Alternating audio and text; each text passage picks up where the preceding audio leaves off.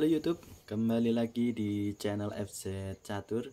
Dan tak terasa kita sudah membongkar buku dari Master Taufik Halai yang sudah sampai di bab yang ke-25. Nah, di bab yang ke-25 ini kita akan belajar bagaimana cara menghadapi pemain yang di atas kita. Nah, berarti untuk kawan-kawan, nah ini kita akan pelajari ya, apabila kalian mendapati pemain yang berada di atas kita. Nah, ketika kalian bermain offline maupun online, saya jelaskan dulu ketika kalian bermain di catur offline. Nah, ketika kalian bermain di catur offline, nah tentunya kalian tidak bisa mengetahui apakah pemain kalian itu di atas kita ataupun ratingnya di bawah kita ataupun permainannya di bawah kita. Maka dari itu kalian pede saja dalam melawan lawan kalian, karena asumsikan bahwasannya permainan kalian ataupun tingkat permainan kalian itu sudah seimbang. Nah, jadi nggak usah takut, nggak usah getar melawan pemain yang baru kalian temui. Nah, jadi meskipun mungkin umurnya lebih tua ataupun jauh lebih muda, nah kita harus menganggap sama, jadi kemampuannya ini sama, jadi kita 50-50, kita usahakan untuk menang, seperti itu kawan. Dan apabila kalian sudah tahu mungkin pemain dari yang kita lakukan secara offline ini ataupun di warung dimanapun ya, di kompetisi darat itu kita sudah tahu bahwasannya orang ini adalah orang yang jago. Nah, maka dari itu kita bisa membuat pembukaan yang mengandung unsur pertanyaan, seperti ya pembukaan yang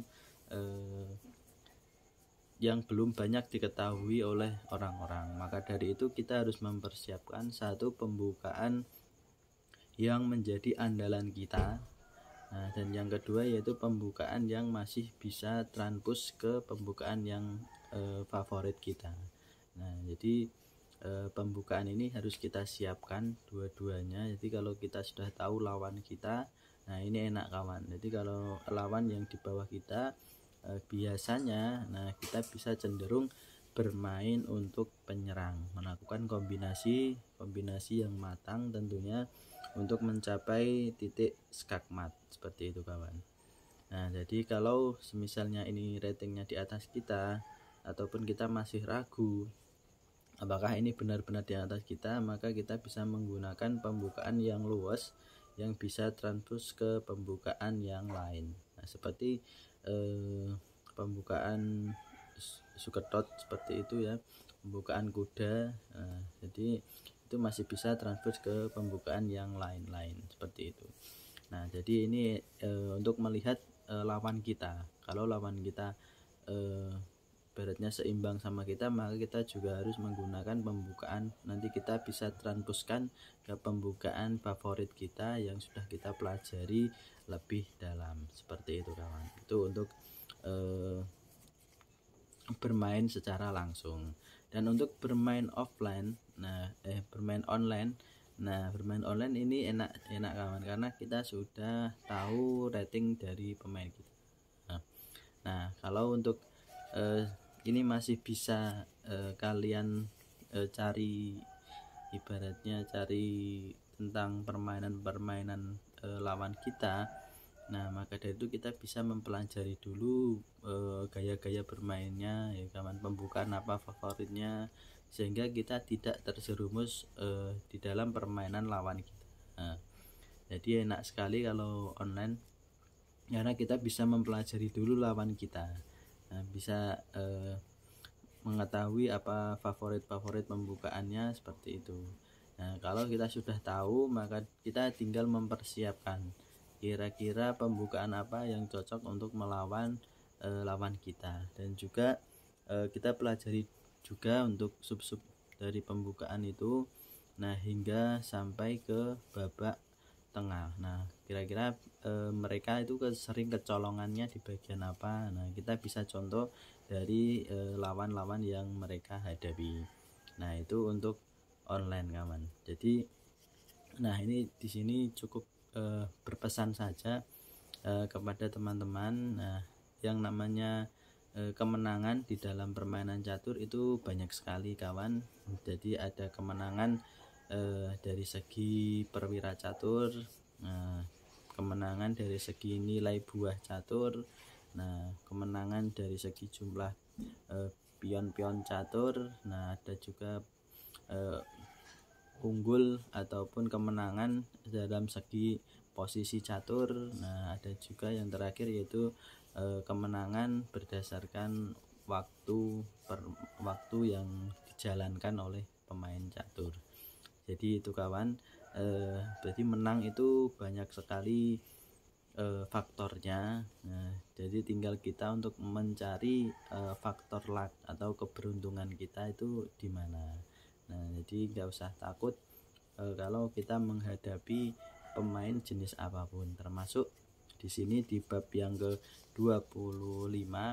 Nah, itu pemain yang lebih unggul, pemain yang tingkatnya di atas kita. Nah, jadi kita nggak usah takut.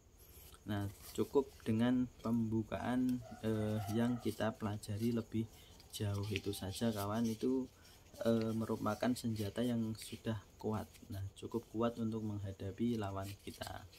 Nah, kalau kalian masih ragu, nah kalian tentunya ini harus membuang keraguan kalian terhadap pembukaan kalian. Kalian harus meyakini bahwasanya pembukaan kalian adalah pembukaan yang terbaik, pembukaan yang sudah kalian pelajari secara matang.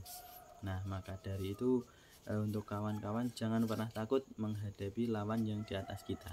Nah, yang asalkan kita bisa lebih kuat lagi dalam menganalisa, ya, memikirkan 2-3 langkah ke depan secara matang. Nah, jadi jangan asal jalan ya kawan. Berarti pikirkan lebih matang untuk langkah-langkah yang akan kalian jalankan. Di sini kuncinya yaitu jangan takut, pikirkan langkah-langkah yang akan kalian jalankan, minimal 3 langkah. Nah, itu sudah bagus itu. Kalau bisa lebih itu malah lebih bagus, sehingga kalian untuk menghindari langkah-langkah yang salah ataupun langkah blunder ataupun langkah yang kurang baik. Jadi temukan langkah yang terbaik, langkah yang brilian kawan, langkah yang bagus. Nah, itu harus kalian temukan di permainan kalian. Jangan pernah malas untuk mencari langkah terbaik, karena itu adalah kunci dari permainan catur. Kalau masih di tahap pembukaan, hafalkanlah pembukaan dengan matang. Di babak tengah carilah langkah terbaik, dan di babak akhir bergeraklah seperti mesin kawan yang sudah siap untuk menghancurkan. Dan apabila kalian bisa menguasai 3 konsep ini, nah saya yakin meskipun lawan kalian berada di atas kalian, nah kalian tetap akan bisa menang. Dan banyak kawan yang ratingnya di atas kita, tapi kita bisa memenangkan permainan. Nah itu kawan, tetap semangat dalam belajar catur. Salam catur, Gen Una Sumus. Kita satu keluarga.